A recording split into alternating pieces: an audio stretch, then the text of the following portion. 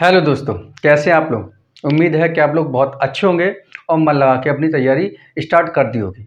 इसी आपकी तैयारी को और अच्छे बेहतर तरीके से कराने के लिए हम आपको थोड़ा-सा और मेहनत कर रहे हैं आपके साथ में, और आपकी ज़िम्मेदारी ये बनती है कि आप इस वीडियो को अच्छे से ध्यान से समझेंगे। ठीक है? आपसे एक रिक्वेस्ट, पर्सनली रिक्वेस्ट है कि आप इस वीडियो को ध्यान से समझेंगे, जिससे कि आपकी ये टॉपिक एक बार में ही क्लियर हो जाए और नोटबुक और पेन साथ लेके बैठेंगे, इसमें लिखते चलेंगे। ठीक है? तो आइए शुरुआत करते हैं। इसी श्रृंखला को और आगे बढ़ाएँगे, जो कि इम्पोर्टेंट क्वेश्चन आपका एग्जाम में आता है। ठीक है? तो डेरिवेशन आपका वैद्युत द्विध्रुव के कारण निरक्षीय स्थिति में वैद्युत विभव ज्ञात करना। ठीक है?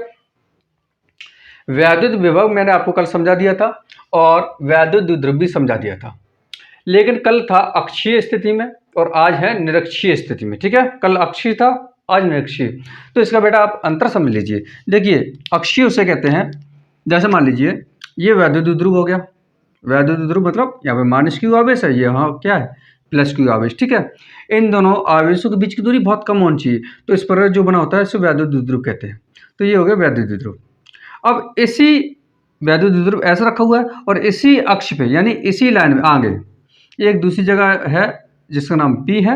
यहाँ पर मैं वैद्युत द्विध्रुव ज्ञात करना है। तो देखो, ये वाला जो बिंदु है, ये वाला बिंदु इसी लाइन में है ना, अक्ष पर ही है। अक्ष मतलब लेट हुई लाइन। ठीक है? जो तिरछी लाइन होती है उसे अक्ष बोलते हैं। तो इसी लाइन पर यानी इसी लाइन पर ही आगे हमें ज्ञात करना है, जिसे बोलते हैं अक्षीय स्थिति। लेकिन ये क्या बेटा, ये है निरक्षीय, यानी अक्ष पर नहीं है।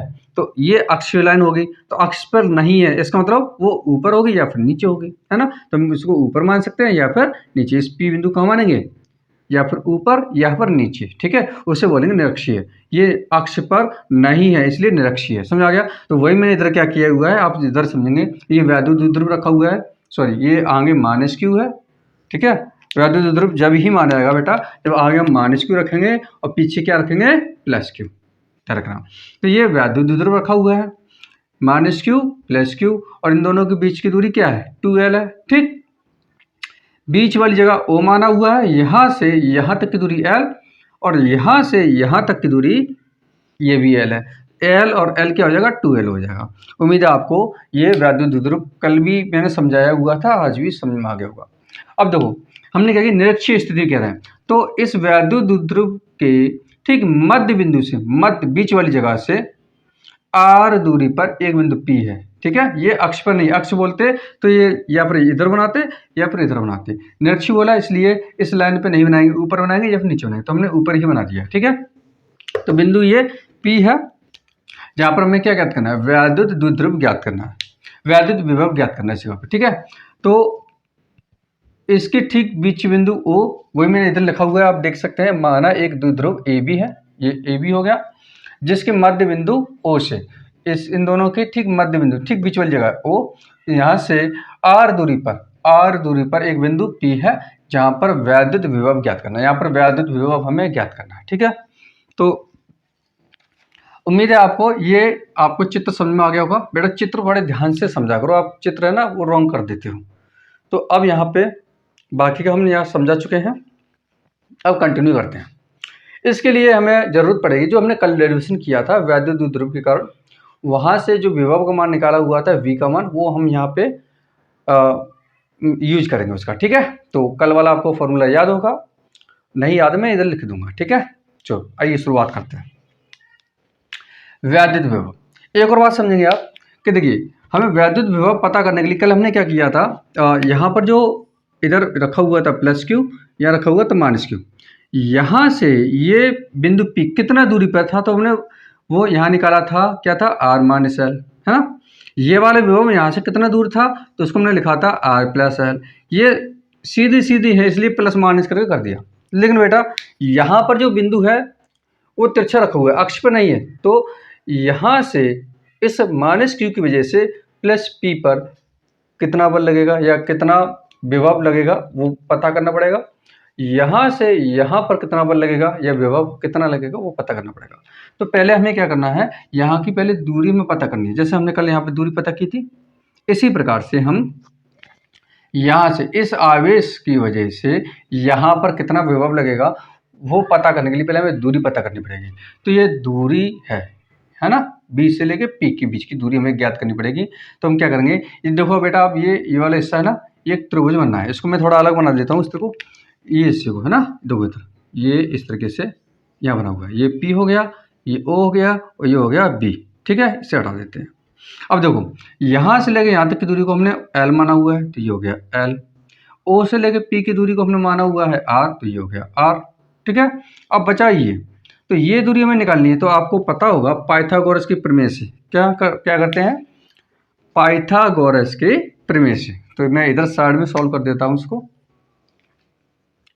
पाइथागोरस की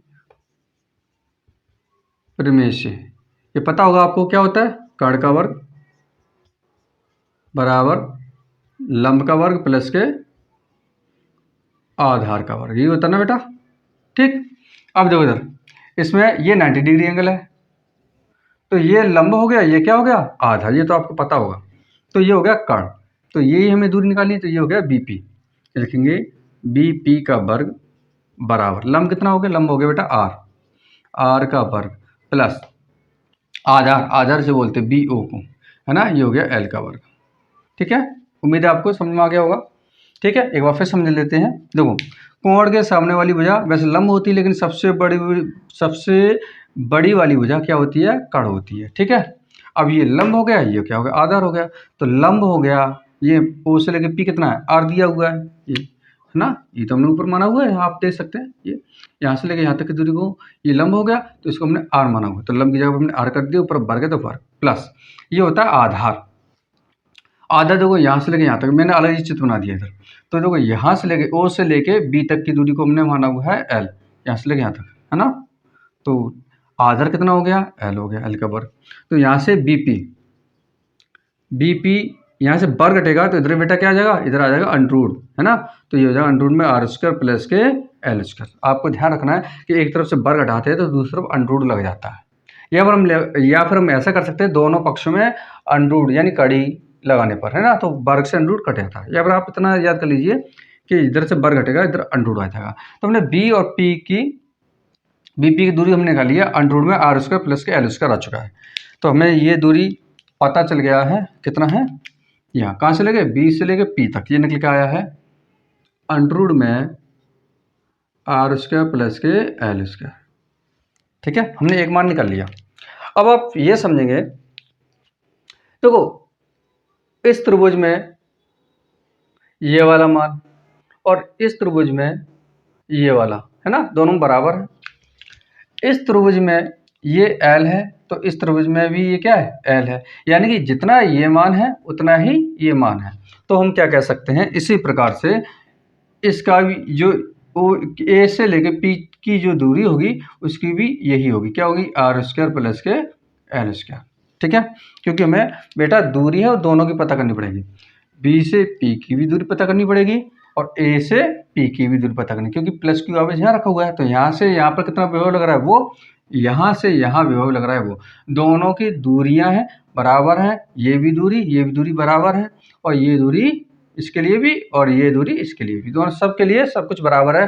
तो जितना इसका मान निकला है उसी प्रकार से इसके भी लिख देंगे। ठीक है, उम्मीद है आपको यहाँ तक समझ में आ बेटा। अब हमें माइनस क्यू आवेश से बिंदु पी की दूरी में पता चल चुका है, और ऐसे प्लस क्यू आवेश से पी तक की दूरी में पता चल चुका है, ये आ चुके हैं ना।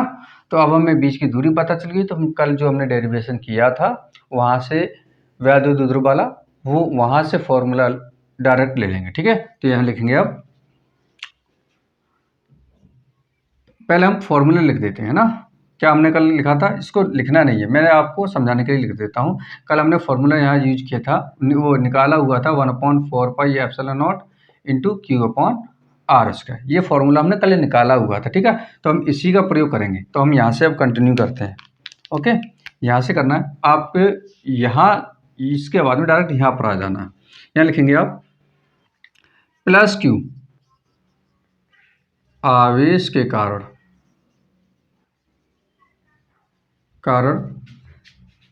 वैद्युत विभव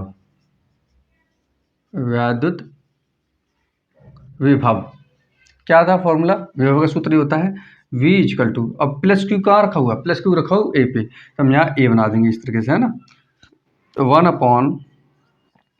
1/4πε0 इंटू क्यू अपॉन, कल वाले में आर था लेकिन यहाँ पर क्या है, प्लस क्यू आवेश से यहाँ के बीच की दूरी है ये, तो यहाँ लिखेंगे रूट में आर की जगह लिखेंगे बेटा आर स्क्वायर प्लस के एल स्क्वायर, ठीक दिया आर के यहाँ पे, लेकिन यहाँ पे क्या वर्ग है तो हम ऊपर क्या लगा देंगे, इस तरीके से वर्ग लगा देंगे। ओके, ये हो गया।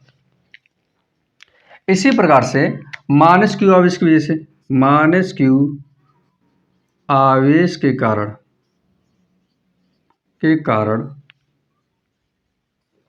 वैद्युत विभव